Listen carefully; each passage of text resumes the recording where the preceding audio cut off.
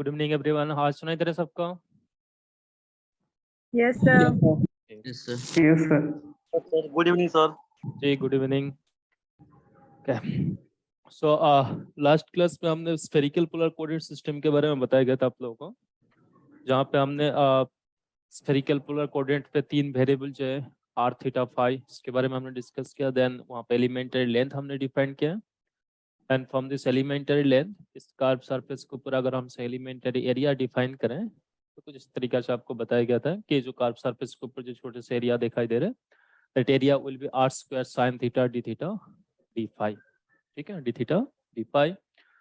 सो next, अगर हमें area पता है तो नेक्स्ट हमें क्या फाइंड आउट करना है? What will be the elementary volume. Volume.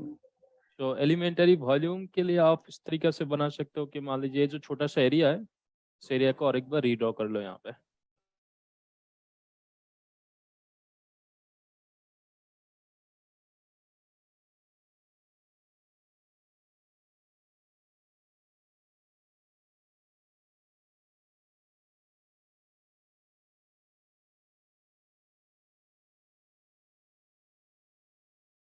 ठीक है, ये जो छोटा सा एरिया है ये एरिया है। सो इस डायरेक्शंस पे थीटा वेरिएबल होंगे, सो आर थीटा ये होगा आपका R sine theta D phi. And then अगर हम आर बराबर भी लेंथ इंक्रीज करें यहाँ पे, से मान लीजिए डी आर,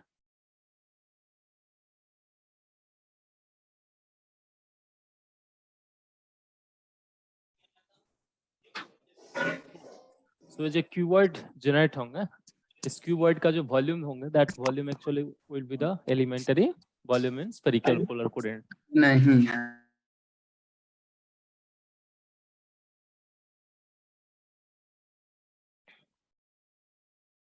सो यहाँ पे अगर हम बेस का एरिया देखें, बेस का एरिया जो हमने यहाँ पे एलिमेंटरी एरिया लिख रखा है कर्व सरफेस में ही होंगे R square sine theta D phi. And then इस आर बराबर से एलिमेंटरी लेंथ है, इस लेंथ से अगर आप मल्टीपल कर दोगे तो आपको जो है स्फेरिकल पोलर कोऑर्डिनेट पे एलिमेंटरी वॉल्यूम मिल जाएगा। So in spherical polar coordinate पे अगर हम एलिमेंटरी वॉल्यूम लिखने चाहे तो इस elementary volume DV equals to हम क्या लिखेंगे? R square sine theta into D theta D phi, that is the base area, और उसके साथ अगर हम डी आर मल्टीपल करें so it will be D R D theta D phi. ठीक है, are square sine theta D R D theta D phi, that will be the elementary volume in spherical polar coordinate. अब देखिए इस पूरे universe को अगर हम spherical polar coordinate से रिप्रेजेंट करने चाहें, ठीक है, स्फेरिकल पोलर कोऑर्डिनेट से रिप्रेजेंट करने चाहें तो इस केस में आर का लिमिट क्या होना चाहिए? 0 टू इन्फिनिटी। थीटा का लिमिट क्या होना चाहिए? थीटा यहाँ से लेके यहाँ तक होंगे 0 to pi. And for each and इस आर एंड थीटा का वैल्यू फिक्स करने के बाद हमने क्या किया था, यहाँ पे जेड एक्सिस के अबाउट में 2 पाई से रोटेट किया था स्फेरिकल पोलर कोऑर्डिनेट बनाने के लिए। तो यहाँ पे फाई का लिमिट क्या होना चाहिए? 0 टू 2 pi. ठीक है, 0 to 2 pi. But in general अगर आपसे एक स्फीयर गिवन रहे और मान लो से स्फेरिकल स्फीयर के अंदर हमें चार्ज डिस्ट्रीब्यूशन गिवन रहे, हमें ये पूछा जाए कि टोटल फ्लक्स कितना होंगे व टोटल चार्ज कितना होंगे, तो उस टाइम पे अगर हमें लिमिट लेना हो आर का लिमिट, तब क्या लिखोगे? अगर इस वॉल्यूम इंटीग्रल करना हो मान लीजिए और स्फीयर का रेडियस अगर हमें से कैपिटल आर गिवन रहे, तो आप क्या लिखोगे? आर का limit 0 to capital. So one more coordinate system हमें पढ़ना है यहाँ पे, सिलिंड्रिकल कोऑर्डिनेट सिस्टम।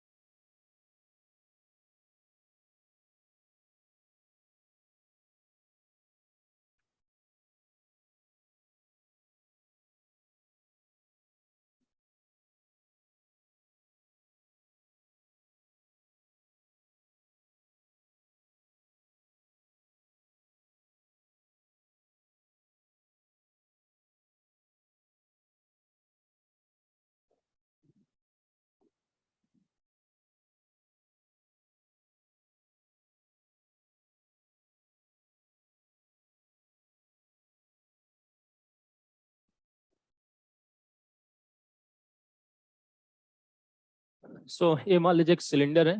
सो यहाँ पर भी अगर हम सिलेंड्रिकल कोऑर्डिनेट सिस्टम में किसी भी पॉइंट को रिप्रेजेंट करना चाहे तो सबसे पहले हमें ये देखना पड़ेगा कि सिलिंड्रिकल कोऑर्डिनेट सिस्टम में किसी भी पॉइंट को अगर हम रिप्रेजेंट करना चाहे बाय एक सिलेंडर अगर हम कंस्ट्रक्ट करना चाहे तो हम किस तरीके से बना सकता हूँ।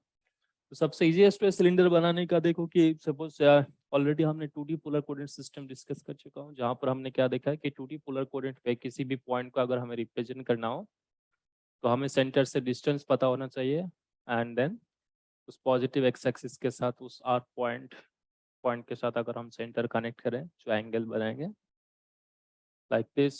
सो ये अगर आपका एक्स एक्सिस हो सो यहाँ पे अगर कोई भी एक पॉइंट हो तो सेंटर से डिस्टेंस पता होना चाहिए। सेकंड क्या है इस पॉइंट के साथ अगर ओरिजिन के साथ अगर हम इस पॉइंट एक स्ट्रेट लाइन के साथ कनेक्ट करें इस पॉजिटिव एक्स एक्सिस के साथ कितना एंगल बनाए ये भी पता होना चाहिए।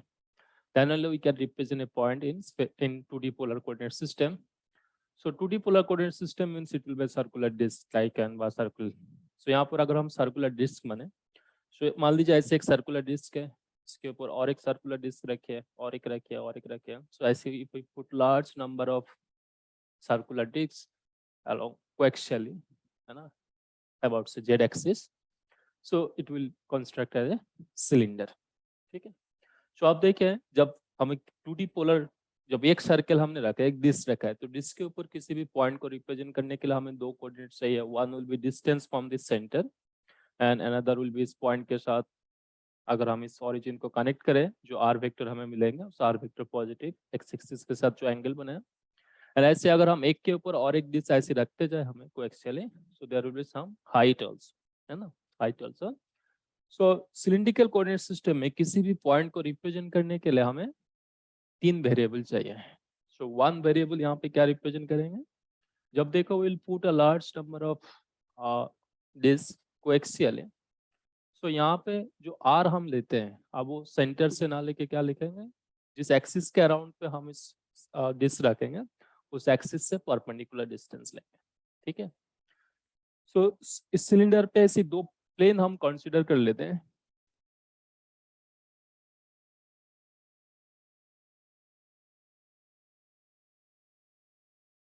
ये मान लो से पॉजिटिव एक्स जेड प्लेन। ठीक है। एंड इस एस जेड प्लेन के रेस्पेक्ट में इस सिलेंडर के ऊपर और एक प्लेन कंसीडर करो।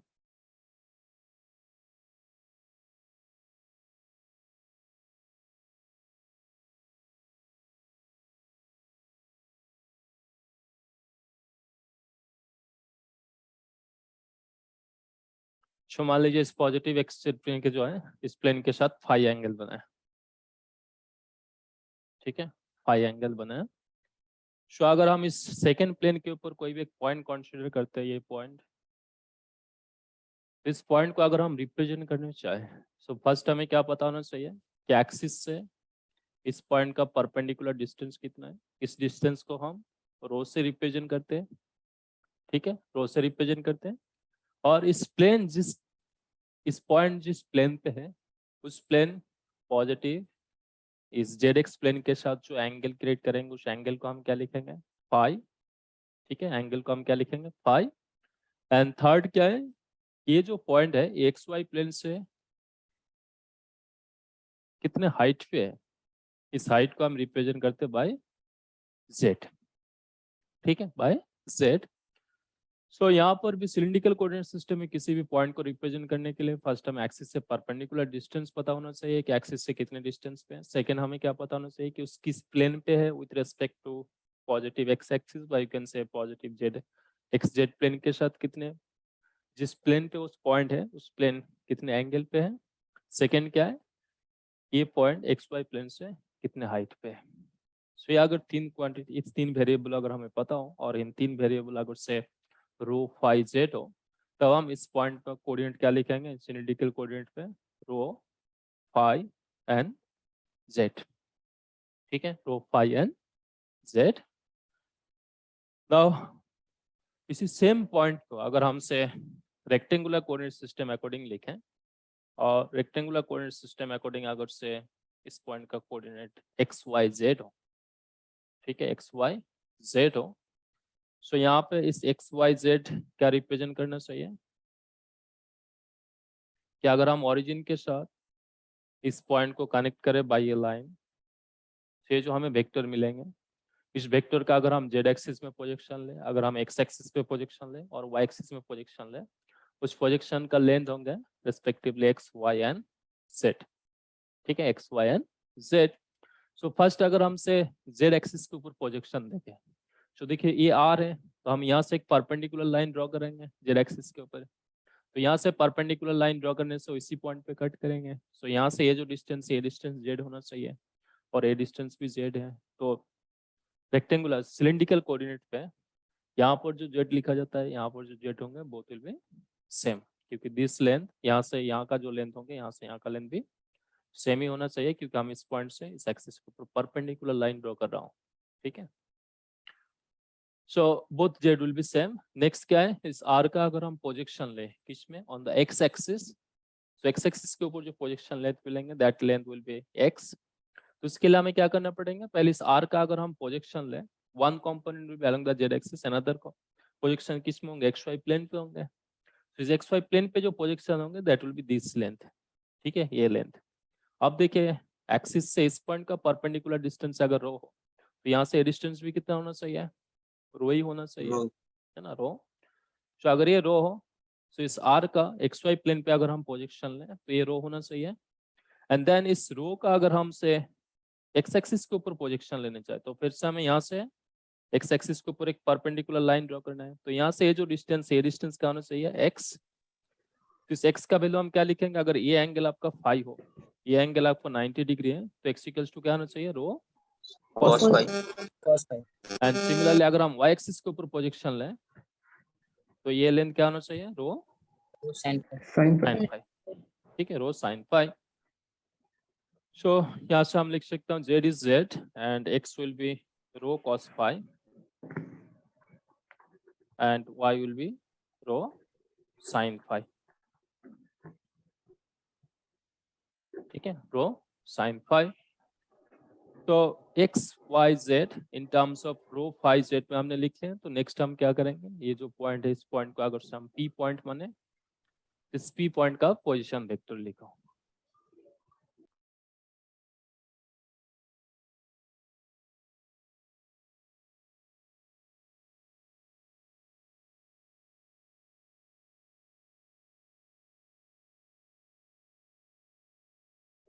तो position vector of point p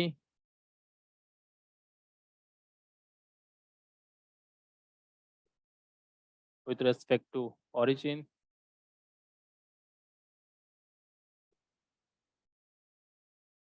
इससे अगर हम से rp लिखें, तो इस rp का वैल्यू क्या लिखोगे कि x i cap y j cap and z k cap. So यहाँ पे x का वैल्यू पुट करें in terms of rho and phi z पे, तो क्या मिलेंगे, rho cos phi i cap plus rho sine phi j cap and z k cap. ठीक है। ठीक है, ये आपका p पॉइंट का पोजीशन वेक्टर है। तो आप देखिए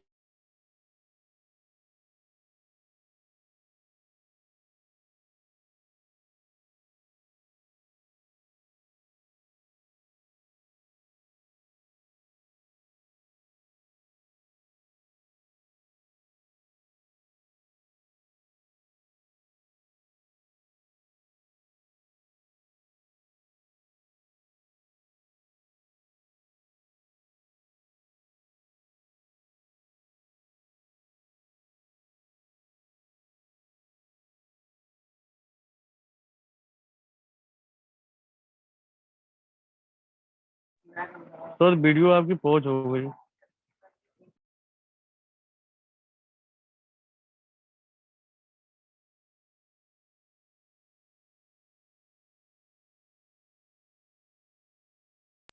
यहाँ पे भी पहले जैसा हो रहा है।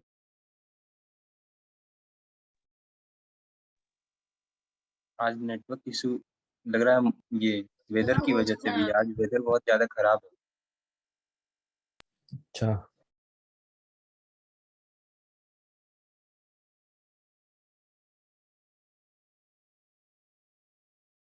हाँ भाई हो सकता है।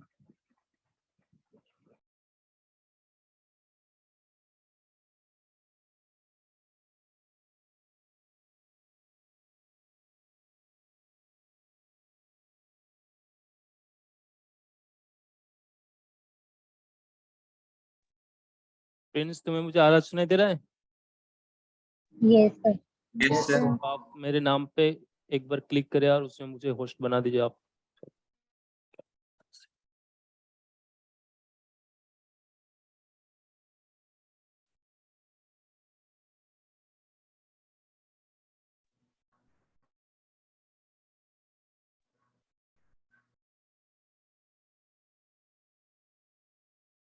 आशुतोष से आपको होस्ट बना दिया, आप मुझे बना दीजिए। आशुतोष को बनाया सर, मुझे करते सर।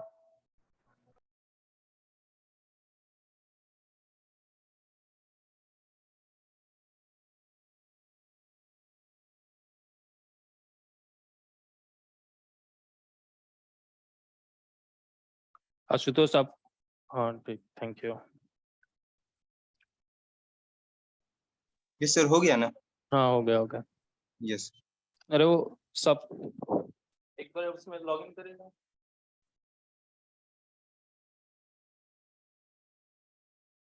पता नहीं कोई है तो देख लीजिए ऑफिस। पता नहीं क्यों बंद तो नहीं हुआ था, बट सडनली होस्ट भी चेंज हो गया ना।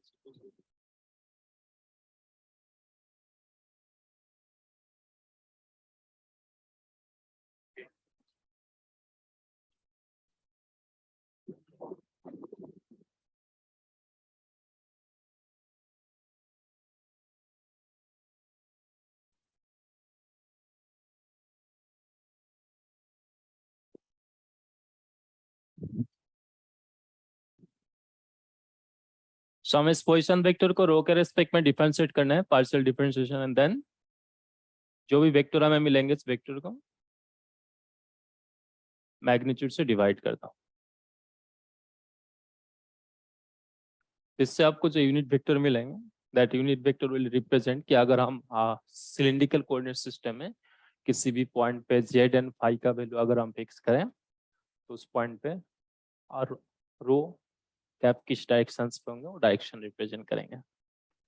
सो यहाँ पर भी देखो, अगर हम इस पोजीशन वेक्टर को रो के रेस्पेक्ट में पार्शियल डिफरेंशिएशन लें तो हमें क्या मिलना चाहिए, cos phi I cap plus sine phi J cap, and third term इसमें कोई भी रो का फंक्शन नहीं है तो थर्ड टर्म का डिफरेंशिएशन 0 होगा। एंड देन इसके अगर आप मैग्नीट्यूड से डिवाइड करेंगे so will get cos square phi plus sin square phi. So cos square phi plus sin square phi will be 1। So हमें क्या मिलना चाहिए यहाँ पे, cos phi I cap plus sin phi j cap. So that will be our unit vector along row in cylindrical coordinate system. So यहाँ पर भी देखो जो cylindrical coordinate system में जो आपका रो कैप है, रो cap will be in the xy plane। ठीक है, इसका सिर्फ i कंपोनेंट है, इसका सिर्फ j कंपोनेंट है, k कंपोनेंट 0। तो इसका मतलब रो कैप किसी भी पॉइंट पे जो होंगे it will be lies on the xy plane। Second क्या है, सेकेंड अगर हम फाई के साथ एसोसिएटेड यूनिट वेक्टर देखें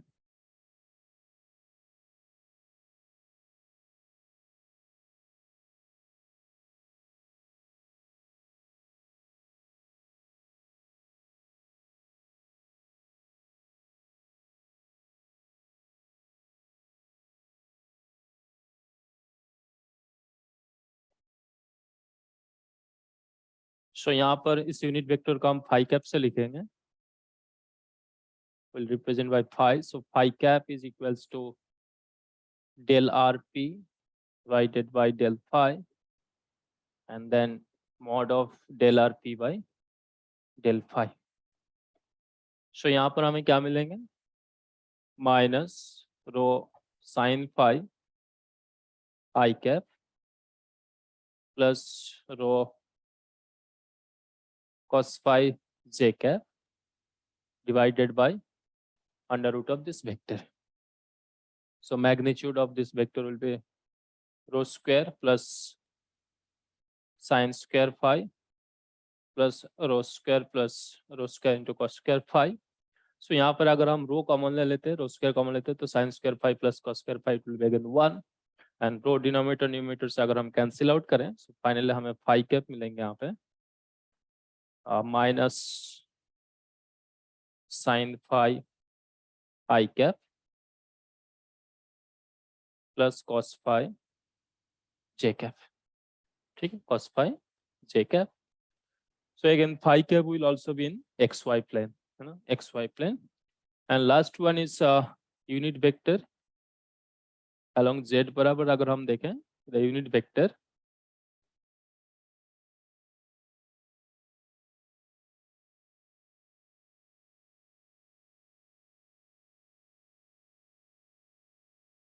associated with z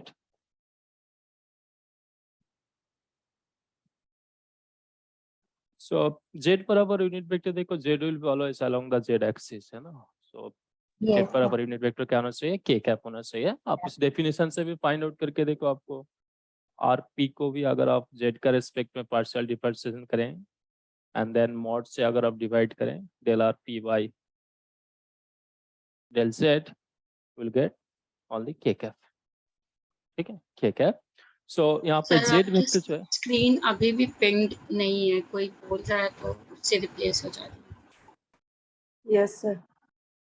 Yes, sir. आप लोग ऐसे काम करें कि स्क्रीन पे टच करें और पार्टिसिपेंट पे जाइए, जहाँ पे मेरा नाम दिखाई दे रहा है उसमें जाके पिन कर लीजिए. सर पर रिकॉर्डेड लेक्चर में स्क्रीन नहीं आती, ऐसा करने पर। वो जो एक्चुअली सेट करते हैं उन्होंने अभी रास्ता में 5 मिनट में घर पहुंच जाएंगे तब कर लेंगे. ठीक है, अभी के लिए आप देख लीजिए. दिखाई तो दे रहा है ना. Yes sir. So rho cap phi cap z cap हमें मिला है. यहाँ पर भी देखिए, अगर आपसे इस रो कैप फाई कैप का अगर आप प्रॉपर्टीज देखोगे, लाइक रो के साथ फाई का डॉट प्रोडक्ट लेके देखिए आपको 0 मिलेंगे, फाई के साथ सर जेड का प्रीवियस डॉट स्लाइड प्रोडक्ट लेके कीजिएगा. 0 मिलेंगे, एंड जेड के साथ रो का भी डॉट प्रोडक्ट लेंगे तो आपको क्या मिलेंगे, 0 मिलेंगे. ठीक है, 0 मिलेंगे. एंड देन यहाँ पर भी अगर आपसे rho cap phi cap and z cap, rho के साथ फाई कैप के क्रॉस प्रोडक्ट लेंगे तो आपको मिलेंगे जेड कैप. फाई कैप के साथ जेड कैप का अगर आप क्रॉस प्रोडक्ट लेंगे तो आपको रो कैप मिलेंगे, एंड जेड के साथ रो कैप का अगर क्रॉस प्रोडक्ट लेंगे तो आपको फाई कैप मिलेंगे. सो अगेन अगर हमसे इस rho phi z right hand rules हमसे मतलब इस फिंगर से रिप्रेजेंट करें, रो मान लो इस बराबर, फाई इस बराबर, जेड अगर इस बराबर हो, so they will satisfy the right hand thumb rule. ठीक है, एंड यहाँ पर भी देखिए 3 वेक्टर हैं, rho cap phi cap z cap. But यहाँ पर अगर हम रो कैप फाई कैप देखें, they are function of phi, है ना. फाई का डिफरेंट वैल्यू अगर हम पुट करें तो ये जो रो कैप फाई कैप है दे will be different direction. For example अगर आप यहाँ पे आप रो कैप हमने फाइंड आउट किया है, रो कैप में फाई इक्वल्स टू 0 पुट करके देखें आपको क्या मिलेंगे, रो कैप का वैल्यू आई कैप बराबर मिलेंगे. वही अगर आप रो कैप में फाई इक्वल्स टू 90 पुट करके देखें तो आपको जे कैप मिलेंगे, है ना. सो यहाँ पर अगर आप सिमिलरली फाई कैप में भी अगर आप वैल्यू फाई का वैल्यू डिफरेंट वैल्यू पुट करेंगे तो आपको फाई कैप का भी वैल्यू चाहिए 0 डिग्री पे माइनस आई कैप, सॉरी 0 डिग्री पे जे कैप, 90 पे माइनस आई कैप, डिफरेंट डायरेक्शंस पे होंगे यहाँ पर भी. ठीक है, फाई कैप भी डिफरेंट डायरेक्शंस पे होंगे. बट फाई का वैल्यू चाहे आप कुछ भी पुट करो, आर का वैल्यू चाहे आप कुछ भी पुट करो, z cap will be always along k cap. ठीक है, always k cap.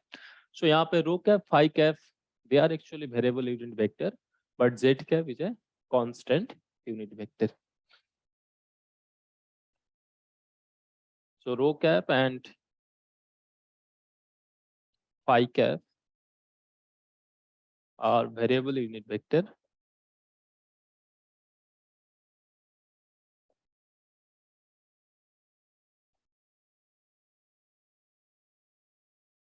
but z cap is a constant unit vector.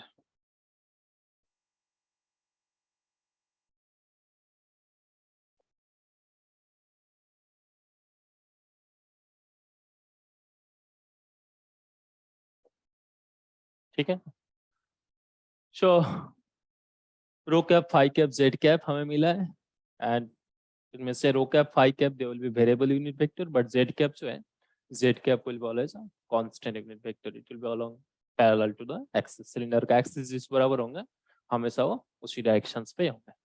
ठीक है, सो यहाँ पे सर अगर आप प्रीवियस स्लाइड कर दीजिए, इसके बाद बस उसको थोड़ा छोटा कर दीजिए सर, स्क्रीनशॉट लेना है।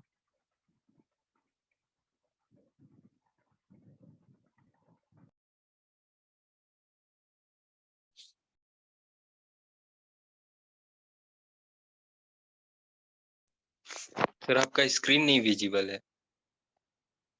स्क्रीन अभी ये- विजिबल नहीं है। यस सर अभी है। है तब चली जाती है। नहीं है सर अभी।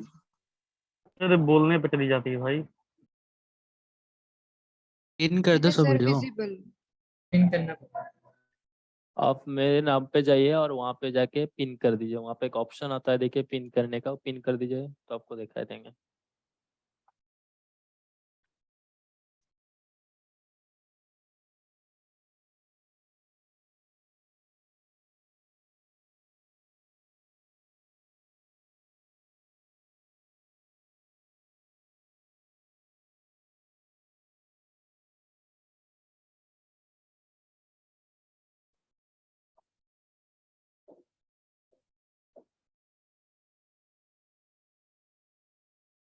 सो मान लीजिए सिलिंड्रिकल सरफेस के ऊपर कोई भी एक पॉइंट है। सो यहाँ पर अगर हम रो कैप देखें तो इस पॉइंट पे rho cap will be always outward from the axis. ठीक है, सिलेंडर के अगर एक्सिस हो तो रेडियली आउटवर्ड होंगे रो कैप का डायरेक्शन। एंड देन यहाँ पर अगर हम एक सर्कल बनाए, ठीक है, तो इस सर्कल के ऊपर एंटी क्लॉकवाइज डायरेक्शंस में किसी भी पॉइंट पर अगर हम टेंजेंट ड्रॉ करें, क्योंकि देखो जब हमने एक्स एक्सिस के ऊपर कोई भी एक पॉइंट लेंगे तो इस पॉइंट का फाई क्या होगा 0। जैसे जैसे इस पॉइंट इस सर्कल के ऊपर हम डिफरेंट डिफरेंट पॉइंट लेने जाएंगे फाई का वैल्यू इंक्रीज होंगे, तो फाई इस डायरेक्शन पे इंक्रीज होंगे। तो इस सर्कल के ऊपर इस डायरेक्शन पे अगर हम एक एंटी क्लॉकवाइज डायरेक्शन पे अगर एक टेंजेंट ड्रॉ करें किसी भी पॉइंट पे, उस टेंजेंट क्या देंगे उस पॉइंट पे फाई कैप का डायरेक्शन। तो अगर हम इस पॉइंट पे देखें फाई कैप सर्कल के इस पॉइंट पे टेंजेंट इस एंटी क्लॉकवाइज डायरेक्शंस पे, तो क्या होंगे यहाँ पे इनटू द पेज। ठीक है, तो फाई कैप होंगे यहाँ पे into the page and z cap will be always parallel to the axis. So यहाँ पे सिलेंडर का एक्सिस अगर जेड एक्सिस हो तो यहाँ पे इस डायरेक्शन पे होंगे आपको जेड कैप। ठीक है, जेड कैप। सो यहाँ पर भी देखो जो आपको बताया गया था अभी कि जो r cap rho cap phi cap z cap जो satisfy right hand thumb rule, तो आप देख सकते हो। देखो ये मान लीजिए आपका सिलेंडर है तो रो कैप इस बराबर है phi cap into the page है जेड अपवर्ड डायरेक्शन पे। सो रो ऐसी है फाई इनटू द पेज है तो रो क्रॉस फाई करके देखे थंब किस बराबर जाएंगे जेड कैप डायरेक्शन पे। सिमिलरली अगर आप फाई के साथ जेड का क्रॉस प्रोडक्ट लेंगे तो फाई यहाँ पे इनटू द पेज है ना, सो into the page and then Z is upward. So five से जेड बराबर अगर आप इससे फिंगर को कार्व करके देखें तो हम क्या होंगे अब रेडियली आउटवर्ड होंगे। So rho cap and z के साथ अगर आप फाई कैप का क्रॉस प्रोडक्ट लेंगे तो आपको क्या मिलेंगे यहाँ पे z cross rho will be phi cap. So z ऐसी है और रो जो है रेडियल आउटवर्ड है। सो जेड क्रॉस रो हम क्या होंगे इनटू द पेज होंगे। सो फाई कैप का डायरेक्शंस मिलेंगे। लेकिन अगर आप इससे रिवर्स करोगे इस साइकिल को रो के साथ फाई के साथ जेड एंड जेड के साथ रो ले तो हमें यहाँ पे रो के साथ फाई जेड मिलेंगे, फाई के साथ जेड रो मिलेंगे, जेड के साथ रो करोगे तो फाई मिलेंगे। लेकिन इससे आप रिवर्स करोगे तो आपको एक माइनस साइन आएंगे। तो आप यहाँ पर भी देख सकते हैं जैसे इस पॉइंट पे फाई इनटू द पेज है तो हम जेड क्रॉस रो करें तो हमें फाई कैप मिलेंगे। लेकिन अगर हम रो क्रॉस फाई करें रो क्रॉस जेड करें, ये आपका रो है जेड अपवर्ड है तो जेड रो क्रॉस जेड करके देखिए रो ऐसी है फाई जेड अपवर्ड डायरेक्शन पे, तो रो क्रॉस जेड करके देखिए थंब अप आउटवर्ड डायरेक्शन पे। सो अगर इनटू डायरेक्शन फाई कैप हो तो आउटर डायरेक्शन क्या होना चाहिए इस पॉइंट पे माइनस फाई कैप। ठीक है, minus phi cap. So cylindrical coordinate system में किसी भी पॉइंट पे रो कैप हमेशा क्या होंगे सिलेंडर का रेडियल आउटवर्ड डायरेक्शन होंगे एक्सिस से रेडियल आउटवर्ड। फाई कैप क्या होंगे तो सिलेंडर के कार्व सरफेस के ऊपर अगर आप एक सर्कल बनाओगे तो सर्कल के ऊपर एंटी क्लॉकवाइज डायरेक्शंस पे किसी भी पॉइंट पे टेंजेंट ड्रॉ करोगे उस टेंजेंट का डायरेक्शंस क्या देंगे phi cap. And z cap क्या होंगे, ये अगर आपका सिलेंडर हो तो सिलेंडर का एक्सिस सरफेस के ऊपर एक्सिस के पैरेलल कोई भी लाइन ड्रॉ करो तो इस एक्सिस बराबर होंगे हमेशा जेड कैप। ठीक है। सो वंस हमें इन तीनों वेरिएबल रो सर फाइव फाई कैप वाला एक बार फिर से बता दीजिएगा। फाई कैप के लिए जो आपका सिलेंडर है, से मान लीजिए ये आपका सिलेंडर है, ठीक है। सो इस सिलेंडर के सरफेस के ऊपर किसी भी पॉइंट पर आप एक सर्कल बनाइए पहले। उस सर्कल के ऊपर एंटी क्लॉकवाइज डायरेक्शंस पे आपसे देखोगे, एंटी क्लॉकवाइज मतलब इधर होंगे ना, तो इस एंटी क्लॉकवाइज डायरेक्शंस पे किसी भी पॉइंट पे आप टेंजेंट ड्रॉ करेंगे तो टेंजेंट का डायरेक्शन क्या देंगे आपको, फाई कैप का डायरेक्शन। चाहे मान लो इस पॉइंट पे है तो फाई कैप इधर होंगे, अगर ये पॉइंट हो तो फाई कैप इधर होंगे, ऐसे। ठीक है। एंड रो कैप किस बराबर होंगे कि ये अगर आपका सिलेंडर का एक्सिस हो तो इस एक्सिस के साथ परपेंडिकुलर, अगर ये पॉइंट यहाँ पर हो तो इस डायरेक्शन पे होंगे, ये पॉइंट अगर यहाँ पर हो तो रो कैप इस डायरेक्शन पे होंगे, ये पॉइंट अगर पीछे हो तो इधर होंगे, ऐसे। ठीक है। एंड जेड कैप क्या होंगे, ये अगर सरफेस हो तो सरफेस के ऊपर किसी भी एक पॉइंट लो, एक्सिस अगर इस बराबर हो तो एक्सिस बराबर एक पैरेलल लाइन ड्रॉ कर दिया तो इस डायरेक्शन पे होंगे आपका जेड कैप। सो यहाँ पे से भी आप देख सकते हो, देखो रो कैप इस बराबर है फाई कैप ऐसी है, जेड ऐसी है, so they will be again mutually perpendicular है परपेंडिकुलर। ना। इसी की वजह से इनके अगर हम डॉट प्रोडक्ट ले एक दूसरे के साथ तो इस डॉट प्रोडक्ट का वैल्यू क्या मिलना चाहिए, हमेशा जीरो Zero. मिलेगा। सो नेक्स्ट हमें क्या देखना है कि अगर इस वेरिएबल बराबर हम unit vector unit elementary length define करने चाहें तो इस एलिमेंटरी लेंथ क्या होना चाहिए।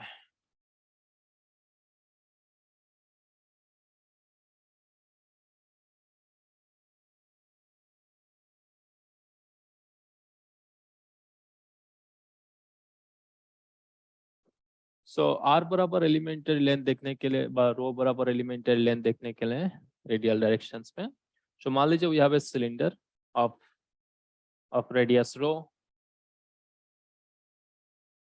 ठीक है, एक रो रेडियस का सिलेंडर है। अब और एक सिलेंडर को एक्चुअली और एक सिलेंडर अगर हम बनाना चाहें जिस सिलेंडर का रेडियस मान लीजिए से रो प्लस डी रो,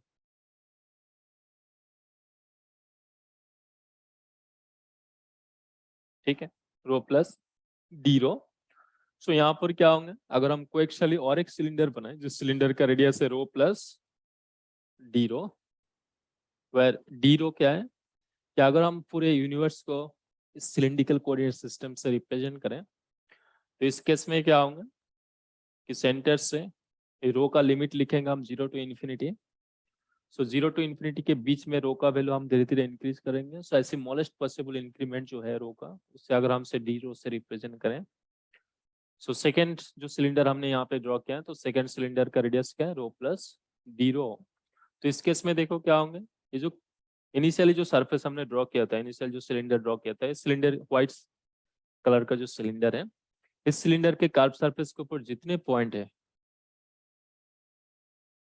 ठीक है, जितने भी पॉइंट है, तो सारे पॉइंट देखो क्या होंगे रेडियल डायरेक्शंस पे रो कैप बराबर 3D में अगर आप सोचोगे तो यहाँ पे देखोगे हाथ डायरेक्शंस पे रो कैप बराबर कितने डिस्टेंस ट्रैवल किए होंगे, शिफ्ट होंगे। Zero. इस सरफेस का रेडियस है रो, इस सरफेस का रेडियस है डी रो प्लस डी रो, तो यहाँ से यहाँ पे शिफ्ट होंगे, ये पॉइंट यहाँ से यहाँ पे शिफ्ट होंगे, ये पॉइंट यहाँ पे शिफ्ट होंगे। तो ईच पॉइंट कितने डिस्प्लेसमेंट होंगे यहाँ पे इस पॉइंट का, Zero. ठीक है, डी रो। सो ये जो डिस्प्लेसमेंट है इससे हम क्या लिखेंगे, एलिमेंटरी लेंथ अलोंग रो कैप। ऐसे इन जनरल डीएल रो से रिप्रेजेंट करा जाता है। सो रो बराबर एलिमेंटरी लेंथ क्या लिखेंगे हम, डी रो, किस डायरेक्शन पे इंक्रीज हुए, रो बराबर रो कैप बराबर, तो लिखेंगे हम डी रो रो कैप, ठीक है, डी रो रो कैप। तो सिलिंड्रिकल कोऑर्डिनेट सिस्टम में आर बराबर एलिमेंटरी लेंथ हमेशा हम क्या लिखेंगे, डी रो रो कैप, ठीक है, डी रो रो कैप। वह डी रो क्या है कि अगर हम इस सिलेंडर का एक सिलेंडर से रेडियस इंक्रीज करने चाहें तो सबसे स्मॉलेस्ट पॉसिबल जो रेडियस से हम इंक्रीज कर सकते हैं उस सिलेंडर का लेंथ, सॉरी रेडियस, सो उससे हम क्या लिखेंगे, एलिमेंटरी लेंथ। एंड एक किस डायरेक्शन पे इंक्रीज होंगे, रेडियल डायरेक्शन पे, तो इसलिए हम इससे क्या लिखेंगे, d rho rho cap. Second is phi,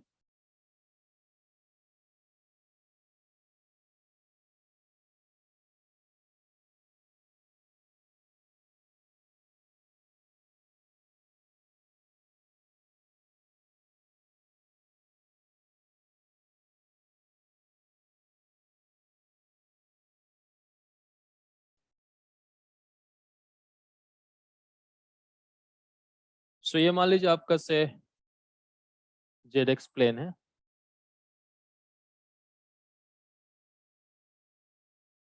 ठीक है, जेड एक्स प्लेन है और इस प्लेन के रेस्पेक्ट में एक अनदर प्लेन है और इस प्लेन जो है, इस प्लेन मान लीजिए जैसे पॉजिटिव जेड एक्स प्लेन के साथ जेड एक्स प्लेन जो है इस प्लेन के साथ फाई एंगल बना है। अब इस प्लेन के ऊपर अगर हम कोई भी एक पॉइंट कंसीडर कर लेते हैं पी पॉइंट, सो ये जो प्लेन है इस प्लेन के ऊपर अगर हम कोई भी पॉइंट ले सरफेस के ऊपर, so each point will make angle phi with the z x plane ना, इस प्लेन के साथ फाई एंगल बनाएंगे। सो अब अगर सो ये जो एंगल है इस एंगल को हम क्या लिखेंगे phi, this angle will also be phi and centre से जो डिस्टेंस है सिलेंडर का रेडियस अगर से रो हो, एक्सिस से जो डिस्टेंस है इस डिस्टेंस को हम क्या लिखेंगे रो, ठीक है। सो आप देखिए अब अगर हम इस प्लेन को कुछ एंगल पे रोटेट करें तो ये एंगल था फाई और इससे अगर हम इस एंगल को इंक्रीज करें बाय एन स्मॉल वैल्यू से डी फाई, ठीक है, small value d phi. So again cylinder के पूरे इनवर्स को अगर हम सिलिंड्रिकल कोऑर्डिनेट से रिप्रेजेंट करना चाहे तो हमें कंप्लीट सिलेंडर बनाना पड़ेंगे। कंप्लीट सिलेंडर बनाने के लिए फाई का लिमिट क्या होना चाहिए 0 to 2 पाई, 2 पाई। तो 0 से लेकर 2 पाई तक इंक्रीज होंगे, है ना फाई का वैल्यू।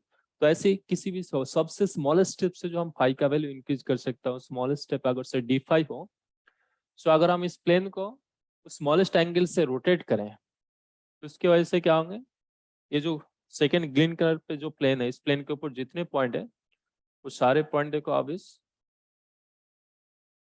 प्लेन पे शिफ्ट हो जाएंगे, है ना, सेकेंड प्लेन पे शिफ्ट हो जाएंगे। सो यहाँ पे अगर इस प्लेन पे शिफ्ट हो जाए तो ईच पॉइंट देखो यहाँ पे इससे पहले ये पॉइंट यहाँ पर था, ये पॉइंट यहाँ से यहाँ पर शिफ्ट होंगे, ये पॉइंट यहाँ से यहाँ पर शिफ्ट होंगे, ये पॉइंट यहाँ से यहाँ पर शिफ्ट होंगे। सो ये जो लेंथ क्रिएट होंगे इस बराबर है ना, इस बराबर जो लेंथ क्रिएट होंगे ये कौन सा डायरेक्शन है सिलिंड्रिकल कोऑर्डिनेट पे देखो कर्व सरफेस के ऊपर अगर हम एक सर्कल बना रहे सर्कल के ऊपर टेंजेंट रख रहा मतलब फाई कैप डायरेक्शन होंगे इस elementary length. Yes sir. And इस लेंथ का वैल्यू क्या होना चाहिए, इस एंगल अगर से आपका डी फाई हो, एक्सिस से ये डिस्टेंस अगर आपका रो हो, तो ये लेंथ कितना होना चाहिए रो डी फाई, ठीक है, rho d phi. So phi बराबर एलिमेंटरी लेंथ हम क्या लिखेंगे रो डी फाई, किस डायरेक्शन में फाई कैप बराबर है। So d l phi is equals to क्या लिखेंगे हम rho d phi phi cap, ठीक है, और किस डायरेक्शन पे होंगे फाई बराबर होंगे हमेशा। थर्ड वन इज जेड बराबर एलिमेंटरी लेंथ, जेड बराबर एलिमेंटरी लेंथ कुछ ऐसे होंगे, मान लीजिए say we have a cylinder,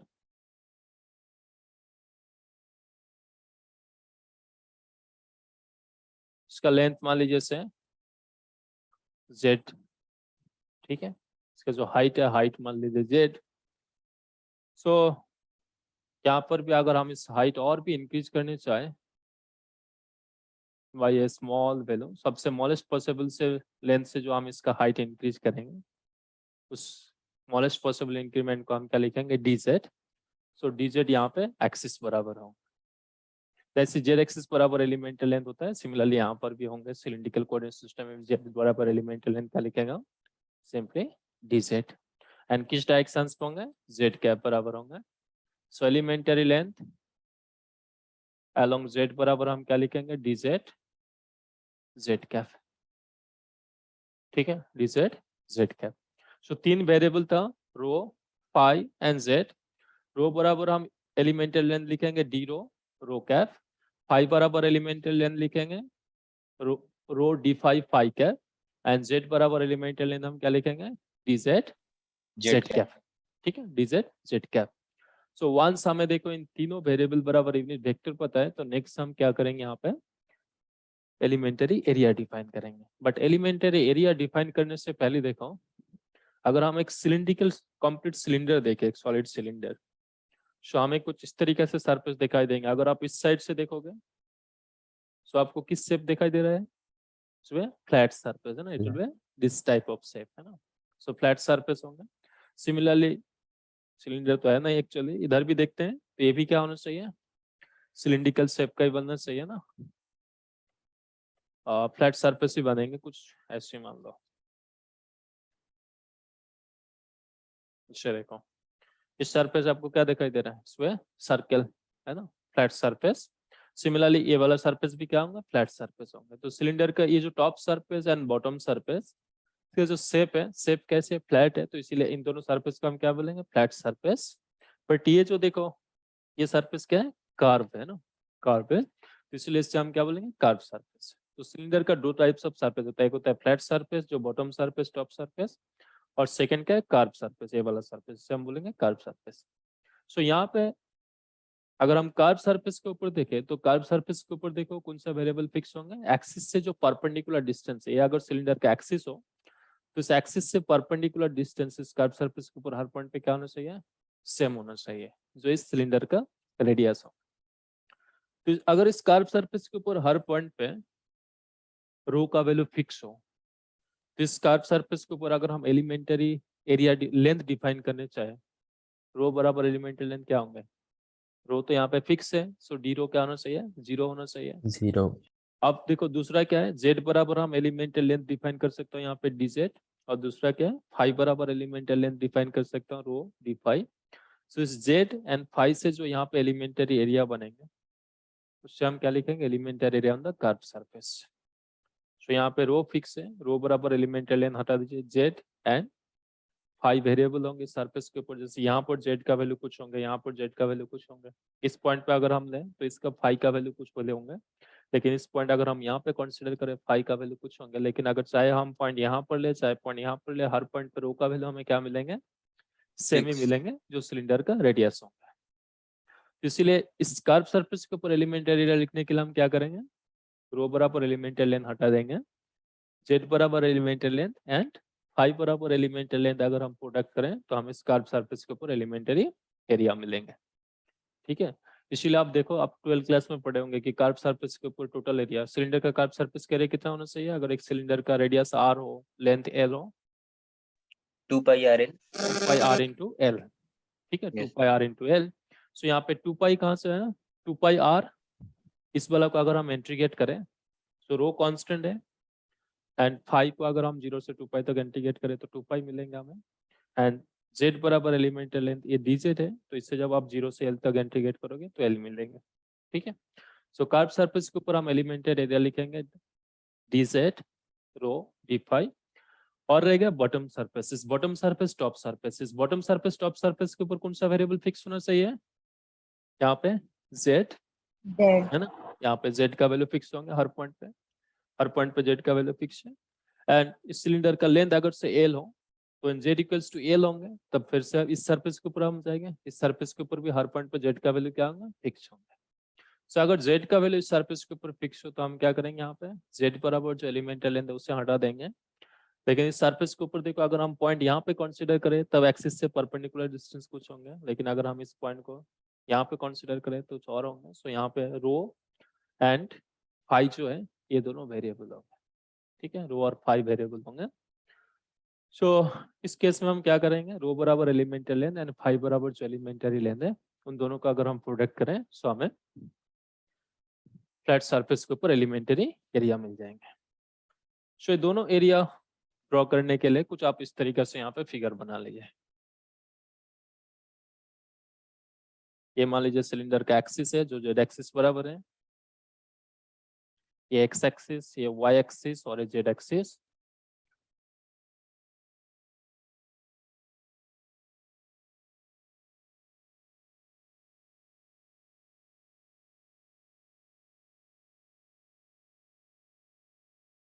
पहले फ्लैट सरफेस के ऊपर हम एरिया देख लेते हैं, ठीक है। सो ये मान लीजिए एक सिलेंडर का पार्ट है जिस सिलेंडर का रेडियस क्या है, रो है, ठीक है, जिस सिलेंडर का रेडियस है रो, एंड इस सिलेंडर के ऊपर कोई भी एक पॉइंट कंसीडर कर लो, एक प्लेन कंसीडर कर लो यहाँ पे, ठीक है। सो ये जो पॉइंट है सेंटर से इस पॉइंट का डिस्टेंस है रो, एंड इस पॉजिटिव एक्स एक्सिस के साथ जो एंगल बना है इस प्लेन ये मान लीजिए से फाई, ठीक है, फाई। सो यहाँ पर अगर हम इस पॉइंट को देखें तो इस पॉइंट पॉजिटिव एक्स एक्सिस के साथ फाई एंगल बनाएंगे और एक्सिस से परपेंडिकुलर डिस्टेंस जो होंगे क्या होना चाहिए, रो, ठीक है, रो। अब एक अनदर सिलेंडर ड्रॉ कर रहा हूँ, कोएक्सियल अनदर सिलेंडर का पार्ट ड्रॉ कर रहा हूँ जिसका रेडियस मान लीजिए से रो प्लस डी रो, ठीक है, रो प्लस डी रो। सो रो प्लस डी रो और एक सिलेंडर अगर हम कोएक्सियली ड्रॉ करें,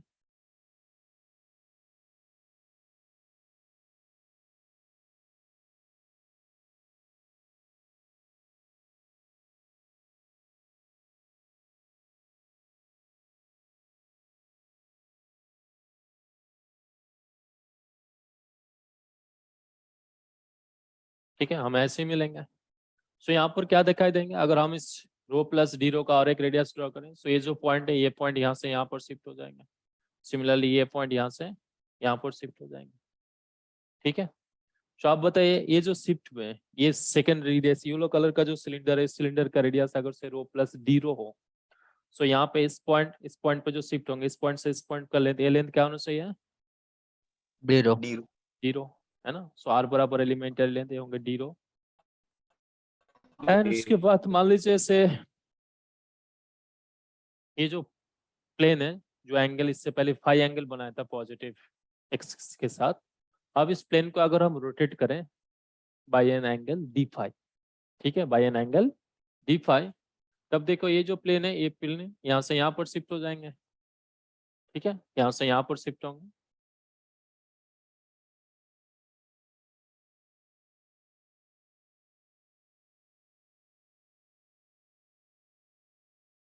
सो ये पॉइंट यहाँ पर था, जैसे हम इस प्लेन को रोटेट कर देंगे by an angle d phi, so ये प्लेन यहाँ से यहाँ पर शिफ्ट हो जाएंगे। सो ये पॉइंट यहाँ से यहाँ पर शिफ्ट होंगे। सिमिलरली इस पॉइंट देखे हम यहाँ से यहाँ पर शिफ्ट हो जाएंगे। ठीक है, सो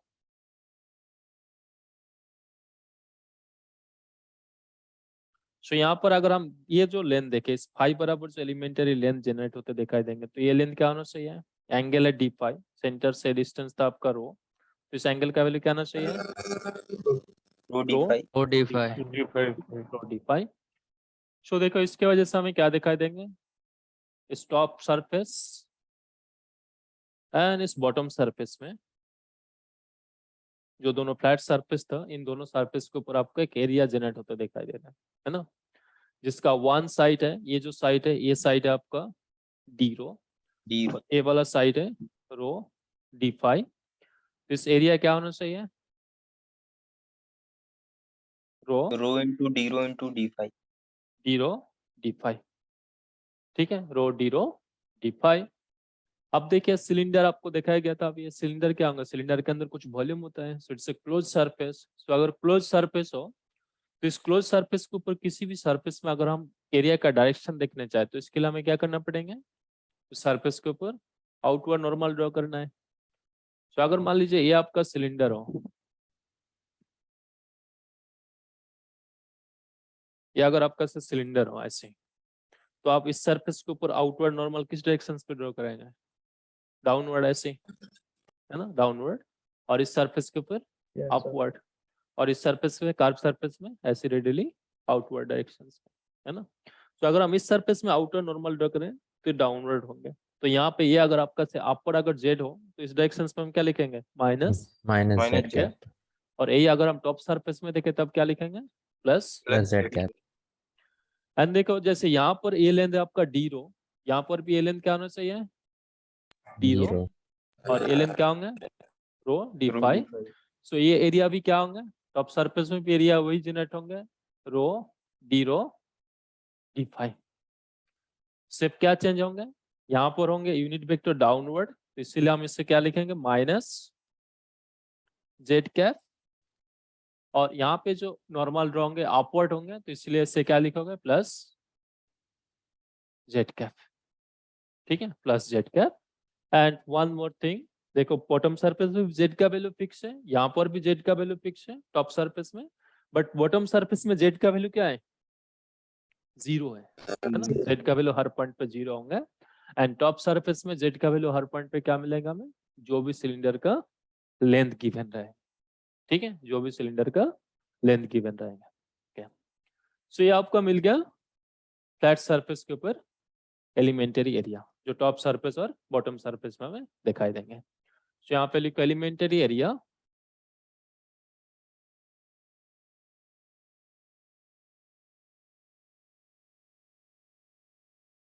on the flat surface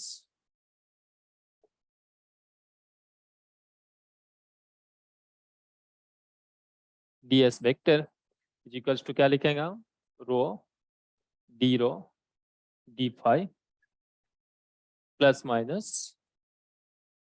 Z cap.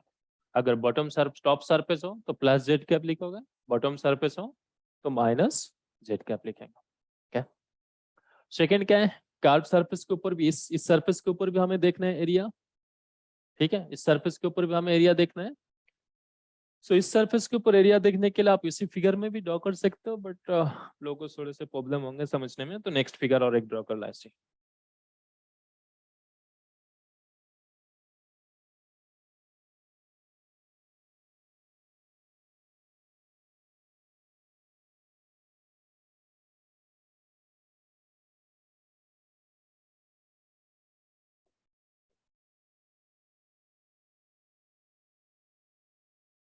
सो ये प्लेन मान लीजिए एक्स एक्सिस के साथ फाई एंगल बना। सो इस प्लेन को अगर हम रोटेट करें बाय ए स्मॉल एंगल डी फाई, तब इस प्लेन पे ऊपर जितने पॉइंट है सेकेंड प्लेन पे शिफ्ट हो जाएंगे यहाँ पे। तो इसकी वजह से जो फाई बराबर जो लेंथ जनरेट होंगे, इस बराबर जो लेंथ जनरेट होंगे, इस सिलेंडर का रेडियस अगर रो हो तो ये लेंथ क्या होना चाहिए, रो डी फाई, ठीक है, रो डी फाई। एंड अगर हमसे जेड बराबर एलिमेंटरी लेंथ मान लेते हैं कि यहाँ पे ये जो है ये आपका जेड बराबर एलिमेंटरी लेंथ रिप्रेजेंट कर रहा है। सो इस पॉइंट से भी अगर जेड उसके एक पैरेलल लाइन ड्रॉ करें हम, सो देखो यहाँ पर आपको एक एरिया बनते होते दिखाई देंगे। सो ये जो एरिया है ये एरिया कहाँ पर बनेंगे, देखो सिलेंडर के कर्व सरफेस के ऊपर, ठीक है, कर्व सरफेस के ऊपर।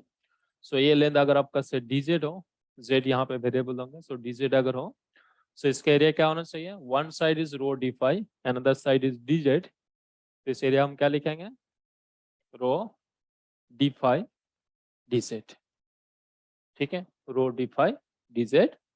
अब देखो ये जेड एक्सिस सिलेंडर का एक्सिस है, तो एक्सिस से रेडियल आउटवर्ड डायरेक्शन अगर हम यहाँ पे ड्रॉ करें तो कौन सा डायरेक्शन होना चाहिए, नॉर्मल सरफेस के ऊपर rho cap rho cap. Okay so यहाँ पर हम इसे क्या लिखेंगे, rho cap. So curve surface के ऊपर एलिमेंटरी एरिया हम क्या लिखेंगे, rho d phi d Z rho cap.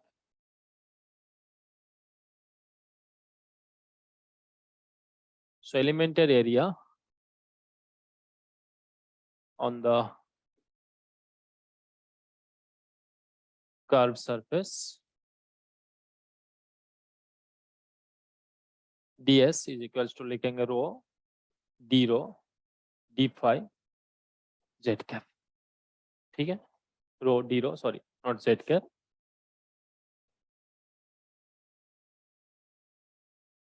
Rho d phi d Z rho cap, ठीक है। रो यहाँ पे फिक्स है, सो रो बराबर एलिमेंटरी लेंथ हटा दीजिए और बाकी दो एलिमेंटरी जो लेंथ होंगे जेड वेरिएबल होंगे फाई वेरिएबल होंगे। सो फाई बराबर एलिमेंटरी लेंथ होंगे रो डी फाई, जेड बराबर एलिमेंटरी लेंथ होंगे डी जेड। इन दोनों अगर हम लेंथ मल्टीपल करें तो हमें इस कर्व सरफेस के ऊपर एक छोटा सा एरिया बनते होते दिखाई देंगे। उस एरिया को हम क्या लिखेंगे, elementary area on the curve surface. जब हम गाउस लॉ यूज करेंगे देखेंगे बार बार इस एलिमेंटरी एरिया हमें कंसीडर करना पड़ेंगे, ठीक है। तो उस टाइम पे हम इस एलिमेंटरी एरिया लिखेंगे rho d phi z cap sorry rho cap, ये होंगे on the curve surface and flat surface जो टॉप सरफेस बॉटम सरफेस में हमें क्या मिलेंगे, rho d phi plus minus j cap plus minus z cap. So next क्या होंगे यहाँ पे, elementary volume. So elementary volume देखो आप इसी फिगर से ही ड्रॉ कर सकते हैं यहाँ पे ना, यहाँ पे ही ड्रॉ कर सकते हैं। यहाँ पे इस बेस के एरिया आपको पता है, बेस के एरिया क्या होंगे, रो डी फाई है ना, रो डी फाई। तो इसके साथ अगर हम हाइट मल्टीपल कर दें यहाँ पे, सो इस बराबर लेंथ मान देते हैं अगर से डीजेड हो,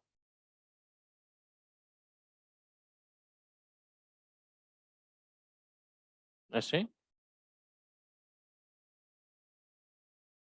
सो यहाँ आप देखिए कि आपको एक क्यूबॉइड जैसी वॉल्यूम मिलेंगे जिसका बेस के एरिया होंगे दिस, और इसके साथ आप डीजेड मल्टीपल कर दीजिए, ठीक है, डीजेड मल्टीपल कर दीजिए। So D V elementary volume DV equals to क्या लिखोगे, बेस के area rho D rho D phi and then Z बराबर एलिमेंटरी लेंथ इसके साथ मल्टीपल कर दीजिए डी जेड। ठीक है, rho D phi D Z, ये आपको क्या देंगे, cylindrical coordinate system elementary volume. So cylinder का दो टाइप ऑफ एरिया बनेंगे, हमें थोड़ा सा ध्यान देना है। एक होंगे फ्लैट सरफेस, दूसरे होंगे कार्व सरफेस।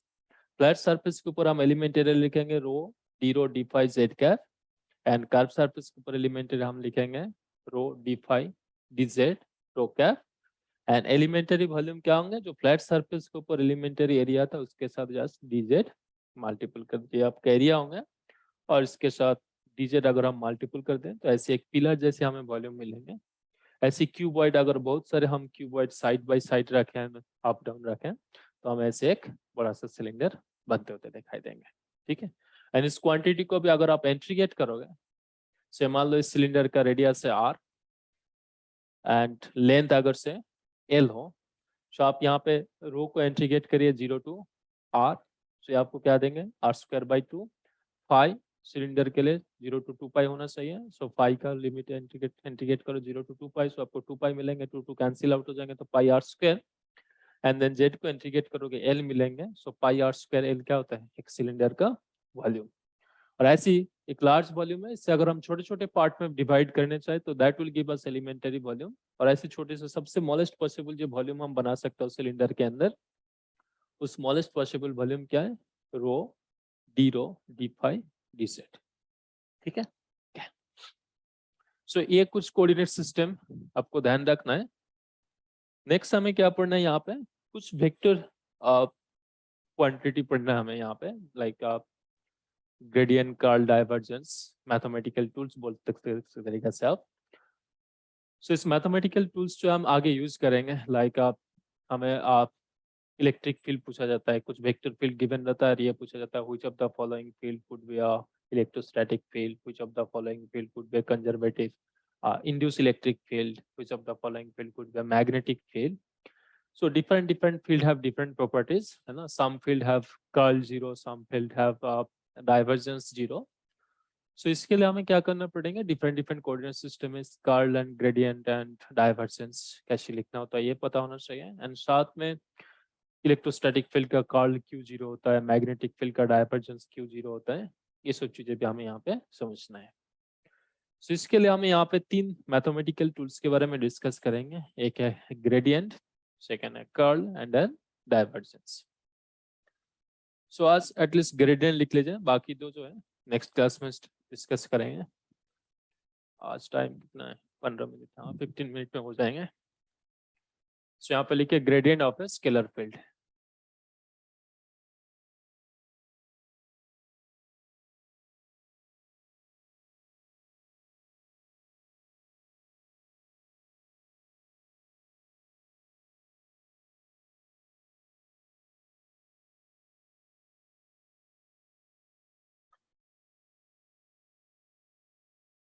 सो ग्रेडियंट पे स्केलर फील्ड, मान लीजिए से फाई कोई भी एक स्केलर फंक्शन है, ठीक है, फाई कोई भी स्केलर फंक्शन है, phi which is a function of x Y and z, and if this scalar function is differentiable at each point within this region, एक certain region है, इस region मान लीजिए से R region, so इस region के ऊपर हर पॉइंट पे अगर ये जो स्केलर फंक्शन है, स्केलर फंक्शन अगर से डिफरेंशिएबल हो, तब इस स्केलर फंक्शंस का अगर हम ग्रेडियंट डिफाइन करने चाहें, so इस gradient sometimes simply written grad, so grad of phi से कुछ इस तरीके से डिफाइन किया जाता है, grad phi is equals to, हम क्या करेंगे इसे, जो फाई है, फाई को सबसे पहले एक्स के रेस्पेक्ट में पार्शियल डिफरेंशिएशन लेंगे एंड देन आई कैप इसके साथ डॉट प्रोडक्ट करें, मल्टीपल कर दीजिए, प्लस इस फाई को वाई का रेस्पेक्ट में डिफरेंशिएट करिए एंड देन जे कैप इसके साथ मल्टीपल कर दीजिए एंड देन इस फाई को जेड का रेस्पेक्ट में डिफरेंशिएट करिए एंड देन यहाँ पे के कैप इसके साथ प्रोडक्ट कर दी जाए। सो ये क्या है कि किसी भी scalar function which is if it is function of x y z हो, सो स्केलर फंक्शंस का अगर हम ग्रेडियंट डिफाइन करने चाहे सो हमें इस मैथमेटिकल ऑपरेशन ऑपरेट करना पड़ेंगे यहाँ पे। तो क्या करना पड़ेगा हमें फाई यहाँ पे गिवन रहेगा which will be function of x y z. So first हम फाई को एक्स के रिस्पेक्ट में पार्शियल डिफरेंशिएशन करेंगे एंड देन इसके साथ आई कैप मल्टीपल कर दीजिए प्लस वाई का रिस्पेक्ट में पार्शियल डिफरेंशिएट करिए जे कैप मल्टीपल कर दीजिए एंड देन जेड के रेस्पेक्ट में पार्शियल डिफरेंशिएशन करिए एंड देन के कैप के साथ मल्टीपल कर दिए। सो ये जो वेक्टर क्वांटिटी है वेक्टर क्वांटिटी क्या देंगे किसी भी एक scalar function phi which is function of x y z, so scalar functions का ग्रेडियंट। ठीक है, ग्रेडियंट। अब हमें क्या समझना है यहाँ पे कि ग्रेडियंट जो है ग्रेडियंट क्या रिप्रेजेंट करता है एंड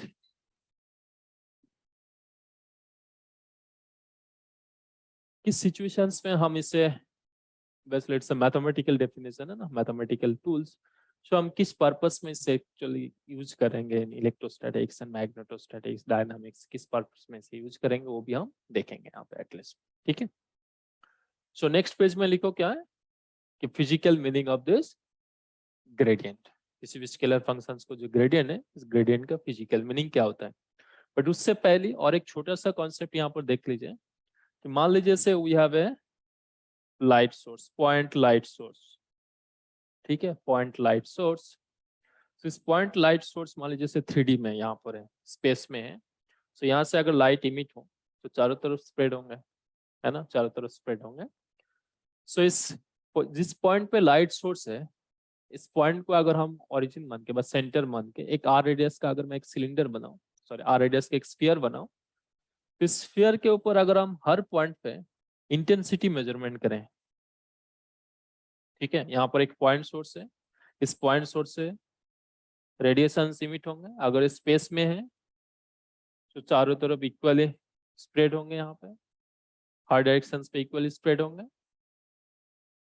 तो अगर हम इस सरफेस के ऊपर आर रेडियस का इस जिस पॉइंट पे इस लाइट सोर्स रखा गया है इस पॉइंट को अगर हम और सेंटर मान के एक आर रेडियस का अगर हम एक स्फीयर बनाए यहाँ पे, तो इस स्फीयर के ऊपर हर पॉइंट पे हमें इंटेंसिटी क्या मिलना चाहिए, सेम मिलेंगे, है ना, सेम मिलेंगे। सिमिलरली अगर हम इसी और एक कोसेंट्रिक और एक स्फीयर बनाए यहाँ पे जिसका रेडियस मान लो इससे ज्यादा है, तो यहाँ पर इंटेंसिटी अगर I1 हो, नेक्स्ट में क्या होगा, इससे कम होगा क्योंकि रेडियस इंक्रीज हो रहा है। तो ये मान लीजिए I2, लेकिन जो भी वैल्यू होंगे इस I2 का वैल्यू जो भी होंगे इस पॉइंट पे जो वैल्यू मिलेंगे इस सरफेस के ऊपर हर पॉइंट पे I2 का वैल्यू क्या मिलना चाहिए, सेम मिलना चाहिए, है ना, सेम मिलना चाहिए।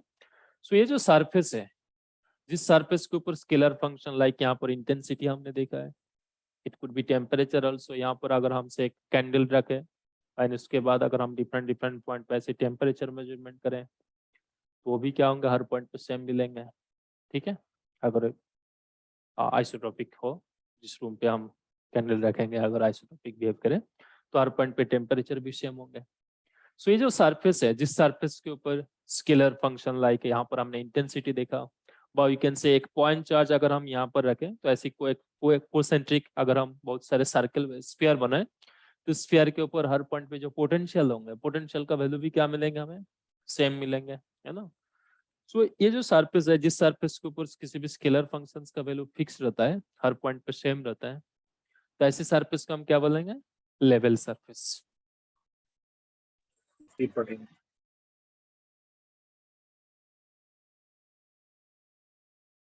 ठीक है, लेवल सरफेस। अब इस लेवल सरफेस किस चीज का, जिस चीज हम मेजरमेंट कर रहे हैं यहाँ पे, हमने यहाँ पर इंटेंसिटी मेजरमेंट कर रहा हूँ तो हम क्या लिखेंगे, it's level surface of intensity. अगर हम पोटेंशियल मेजरमेंट करें तब क्या लिखेंगे, लेवल सरफेस ऑफ पोटेंशियल। अगर हम टेम्परेचर मेजरमेंट करें और इस सरफेस के ऊपर हर पॉइंट पे टेम्परेचर सेम हो तब हम क्या बोल देंगे, लेवल सरफेस ऑफ टेम्परेचर। ठीक है, लेवल सरफेस ऑफ टेम्परेचर। सो ऐसी एक लेवल सरफेस हम यहाँ पर भी कंसीडर कर रहा हूँ। सो मान लीजिए x axis, y axis and z axis, and with respect to this origin यहाँ पर ये भी मान लीजिए एक लेवल सरफेस है। level surface of some scalar function, arbitrary scalar function phi. It could be temperature, it could be height, it could be intensity, anything, something scalar function. So ये जो surface है, इस surface is a level surface of this phi. So इस phi का value इस surface के ऊपर हर point पे क्या होना चाहिए? Constant Same. होना चाहिए, है ना? Constant होना चाहिए, constant. So S1, S2 मान लीजिए क्या है? It's a level surface of scalar function phi. So हम यहाँ पे क्या कोशिश कर रहा हूँ कि जो हमने phi का जो अभी मैथमेटिकल डेफिनेशन देखा है, इससे मैथमेटिकल क्वांटिटी तो इसका जो डेफिनेशन देखा है, तो कोई भी मैथमेटिक्स है तो इसके कुछ फिजिकल मीनिंग भी होंगे. So हम ये देखने चाह रहा हूँ कि जो ग्रेडियंट है, इस ग्रेडियंट एक्चुअली ग्रेडियंट का फिजिकल मीनिंग क्या रिप्रेजेंट करता है. So यहाँ पे लिखो physical meaning of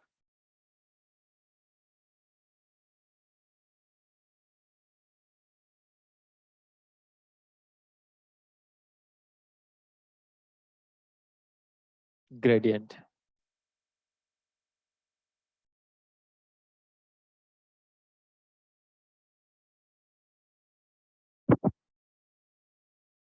So grade किसी भी स्केलर फंक्शन का अगर हम ग्रेड लें तो उस ग्रेड क्या रिप्रेजेंट करता है ये हमें यहाँ पे देखना है. तो उसके लिए हमने मान लिया कि यहाँ पे S1 S2 एक लेवल सरफेस है किसी भी स्केलर फंक्शन फाई का. Assume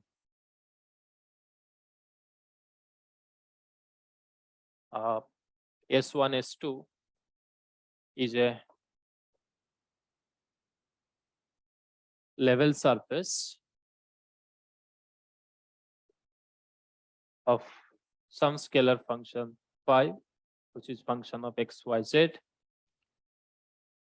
and also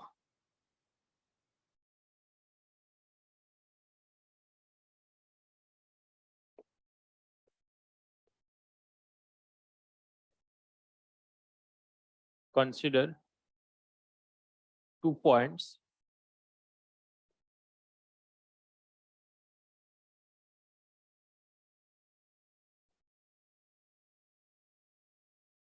P and Q on the level surface.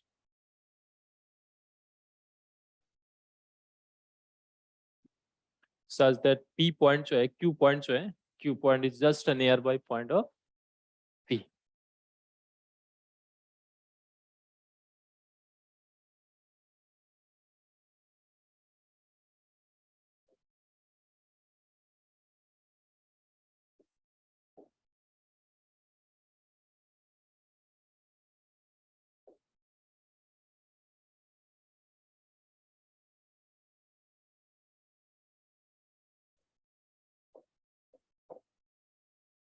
ठीक है.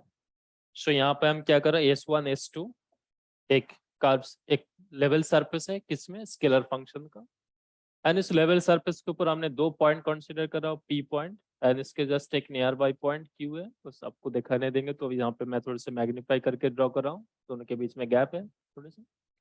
So they are not same point, they are on the same surface, but they are just a nearby point. P अगर यहाँ पर है तो Q just इसका nearby point है.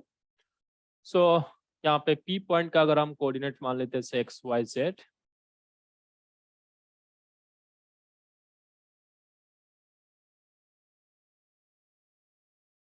And इसी सेम ओरिजिन के रेस्पेक्ट में Q पॉइंट का कोऑर्डिनेट मान लीजिए x plus dx, y plus dy and z plus dz. ठीक है, z प्लस dz. सो अब मान लीजिए एक ऑब्जर्वर है, जिस ऑब्जर्वर इस फाई का वैल्यू मेजरमेंट किया किस पॉइंट पे, एट पॉइंट P पे. ठीक है, फर्स्ट एट पॉइंट P पे मेजरमेंट किया उन्होंने, and then he travel from P to Q, P point से Q पॉइंट पे ट्रैवल किया, एंड देन फिर से उसी Q पॉइंट पे भी स्केलर फंक्शंस का वैल्यू मेजरमेंट किया. ठीक है, so observer first he measurement this value of phi at point P, and then he travels a distance from P to Q, P से Q पॉइंट पे travel किया, and again he measurement this scalar function phi at point Q. ठीक है, at point Q, and if he find out any change, ठीक है, अगर मान लेता हूँ कुछ उससे चेंज मिला है उन्हें, कुछ फाई का चेंज मिला है, तो इस चेंज को हम मैथमेटिकली कैसे लिखेंगे. जो P पॉइंट पे मेजरमेंट किया वहां पर मान लीजिए Q मिला है, 5 मिला है। P पॉइंट पे जब Q पॉइंट पे गए तो उस पॉइंट पे उसे क्या मिला है, Q प्लस 5 प्लस D5 मिला है। तो चेंज कितना होना चाहिए, D5, है ना, चेंज होंगे D5। सो यहाँ पे लिखो कि if an observer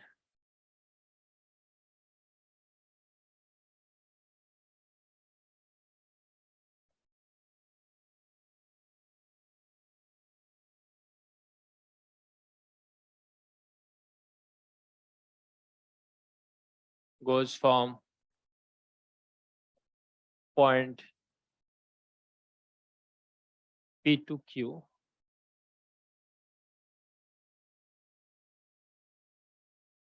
then the change of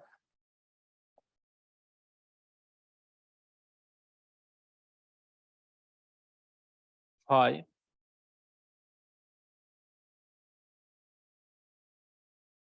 can be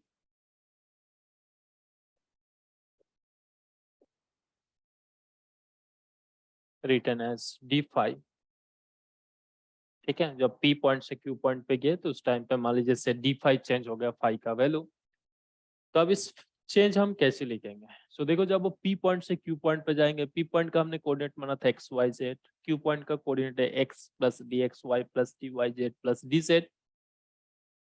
so and phi is itself function of x y z, है ना, so different point have different x value. So phi का वैल्यू क्या होंगे, जैसे हम x कोऑर्डिनेट चेंज करेंगे तो phi का वैल्यू चेंज होंगे। सो फाई अगर x डायरेक्शन पे rate of change of phi जो है ये अगर say del phi by del x हो, है ना, पर यूनिट लेंथ चेंज होने की वजह से डी फाई चेंज हुए। तो जब हम P पॉइंट से Q पॉइंट पे जाएंगे तो x का वैल्यू टोटल कितना चेंज होगा, dx तो इनटू dx। सिमिलरली जब हम P पॉइंट से Q पॉइंट पे जाएंगे तो यहाँ पर y कोऑर्डिनेट भी चेंज होंगे। So rate of change of phi with respect to y, and then P point से Q पॉइंट के बीच में डिस्टेंस है dy। सो dy पे कितना चेंज हुए, plus rate of change of phi with respect to z, and then जब P point से Q पॉइंट पे जाएंगे तो dz डिस्टेंस हम ट्रेवल करेंगे तो dz डिस्टेंस में कितने चेंज होना चाहिए। सो इस तरीके से हम इस चेंज को, टोटल जो चेंज होंगे फाई पे, इस टोटल चेंज होंगे due to x, due to y, due to z। So इन सारे चेंज को अगर हम तरीके से ऐड करें that will give us total change, P point से Q पॉइंट पे जाने के लिए टोटल चेंज। अब इससे अगर हम थोड़े से सिंप्लीफाई करके मैनिपुलेट करके लिखे तो कुछ देखो इस तरीके से लिख सकते हो, del phi by del X I cap plus del phi by del Y J cap plus del phi by del Z K cap, and then dot product dx i cap dy j cap and dz k cap. ठीक है, dz k cap. सो थोड़ी देर पहले हमने grade का definition define किया था। सो grade देखो कुछ इस फॉर्म में लिखा गया था स्केलर फंक्शन का। सो इससे हम क्या लिख सकते हैं, फर्स्ट टर्म को ग्रेड ऑफ फाई डॉट इस dx i cap dy j cap dz k cap, इसे इन जनरल हम dr वेक्टर से रिप्रेजेंट कर सकते हैं, तो dr एलिमेंटल लेंथ वेक्टर। ठीक है, so d phi is equals to क्या लिख सकता हूँ, grad phi dot dr। So किसी भी लेवल सरफेस में एक पॉइंट से अगर हम दूसरे पॉइंट पे जाएं तो वहां पे फाई का जो चेंज होगा तो इस फाई का चेंज हम क्या लिखेंगे, ग्रेड फाई डॉट dr। दोनों पॉइंट के बीच में जो लेंथ वेक्टर जनरेट होंगे उस लेंथ वेक्टर अगर से dr हो, so grad phi into dr क्या देंगे हमें, इन दोनों पॉइंट के चेंज। बट इससे पहले देखो हमने क्या बोला था कि जो P point Q point they are on the same level surface, है ना, same level surface. And by the definitions of level surface, we can see कि अगर P and Q, if they are lies on the same level surface, so at the both point P point and Q point, phi का value क्या होना चाहिए, same होना चाहिए। So phi का value अगर सेम ही हो तो ऑब्जर्वर P पॉइंट पे phi का वैल्यू जो मेजरमेंट करेंगे Q पॉइंट पे भी वही मेजरमेंट करेंगे। So अगर दोनों पॉइंट पे सेम ही मेजरमेंट करें so d phi का भाई एग्जैक्ट वैल्यू क्या होना चाहिए, 0 होना चाहिए, 0 होना चाहिए। So यही लिखो क्या है, since P and Q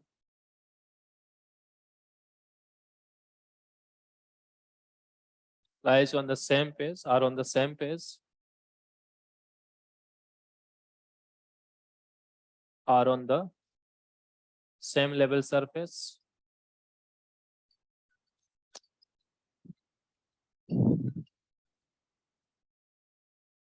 on the same level surface,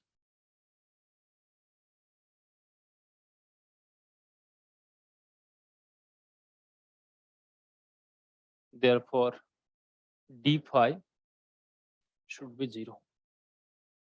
ठीक है, P and Q same level surface में, so by the definitions of level surface we can see at the both point phi will be same, so d phi का value क्या होना चाहिए, 0 होना चाहिए. So अगर d phi 0 हो, then grad phi dot dr क्या होना चाहिए, 0 होना चाहिए. ठीक है, grad phi dot d r क्या होना चाहिए, 0 होना चाहिए. अब देखिए grad phi dot d r 0 है, बट एक लेवल सरफेस था, इस लेवल सरफेस का एक पॉइंट था पी, इसका जस्ट एक नियर बाई पॉइंट था क्यू. सो अगर हम पी पॉइंट से क्यू पॉइंट कनेक्ट करें, सो किसी भी कार्व सरफेस के ऊपर एक पी पॉइंट है, इसके जस्ट एक नियर बाई पॉइंट अगर आप कंसीडर करो, पी पॉइंट से क्यू पॉइंट को अगर आप कनेक्ट करोगे, जो भी वेक्टर मिलेंगे वो वेक्टर हमेशा क्या होंगे, सरफेस के साथ पैरेलल, है ना, सरफेस के साथ पैरेलल. सो यहाँ पर भी हम बोल सकते हो since P and Q they are just nearby point on the same level surface, so dr vector दोनों के बीच में जो वेक्टर जनरेट होंगे that vector will be parallel to the surface, and P and Q they are not same point, so dr cannot be 0, and grad phi change एक point से दूसरे point पे rate of change it is not necessary कि 0 हो, है ना. Grade phi is 0, but ऐसे भी तो हो सकता है कि x बराबर जो चेंज हुआ है नेगेटिव हुए, y बराबर जो चेंज हुआ है पॉजिटिव हुए, एंड z बराबर जो चेंज हुआ है 0 पे, कोई चेंज नहीं हुए. सो टोटल चेंज अगेन हमें क्या मिलेंगे, 0, बट रेट ऑफ चेंज क्या है, 0 नहीं है.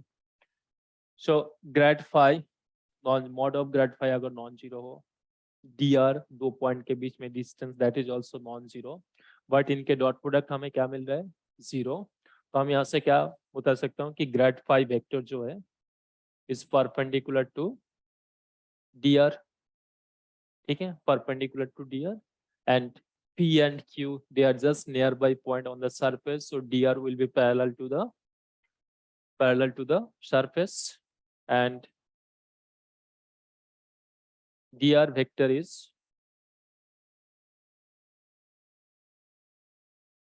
parallel, or you can say better way tangent to the surface.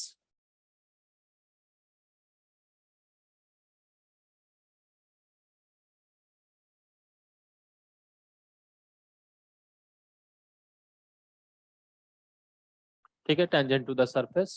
सो अगर dr वेक्टर टेंजेंट हो एंड ग्रेड फाई dr के साथ परपेंडिकुलर हो, से आपका कर्व सरफेस है, dr वेक्टर ऐसी है एंड dr वेक्टर के साथ ग्रेड फाई परपेंडिकुलर है. सो अगर dr वेक्टर इस सरफेस के साथ पैरेलल हो एंड ग्रेड फाई इसके साथ परपेंडिकुलर हो, तो ग्रेड फाई सरफेस के साथ किस ओरिएंटेशन पे रहना चाहिए, परपेंडिकुलर, है ना. So grad phi will be perpendicular to the surface. So grad phi एक वेक्टर क्वांटिटी रिप्रेजेंट करेंगे जो क्या होंगे, सरफेस के साथ नॉर्मल होंगे. So grad phi will be a normal vector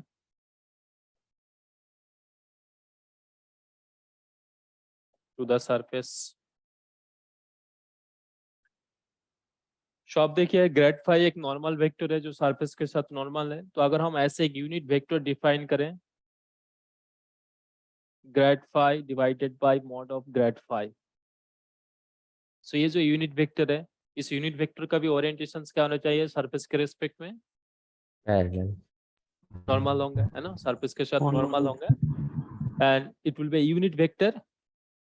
so n cap किसी भी एक सरफेस लेवल सरफेस अगर हमें गिवन रहे, फाई का वैल्यू अगर हमें गिवन रहे, तो सरफेस के ऊपर अगर हमें एक नॉर्मल का वैल्यू फाइंड आउट करना हो, किसी भी पॉइंट पे यूनिट नॉर्मल ड्रॉ करना हो, तो इस यूनिट नॉर्मल हम क्या लिखेंगे, तो सरफेस में जो भी फाई का वैल्यू गिवन रहेगा उस फाई का ग्रेड, एंड देन ग्रेड का मॉड्यूलस से अगर हम इसे डिवाइड करें हमें एक यूनिट वेक्टर मिलेंगे जो कि ना इस सरफेस के साथ नॉर्मल होंगे. So this is a unit vector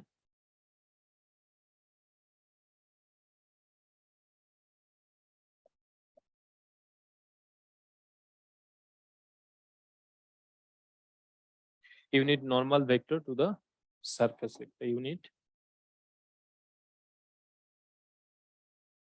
normal vector